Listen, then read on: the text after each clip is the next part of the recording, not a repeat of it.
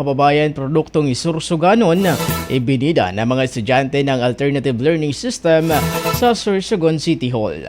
Para sa detalye ng balita na sa linya, Mega Patrol number 25, Leia Lolo. Bicol Network News Report!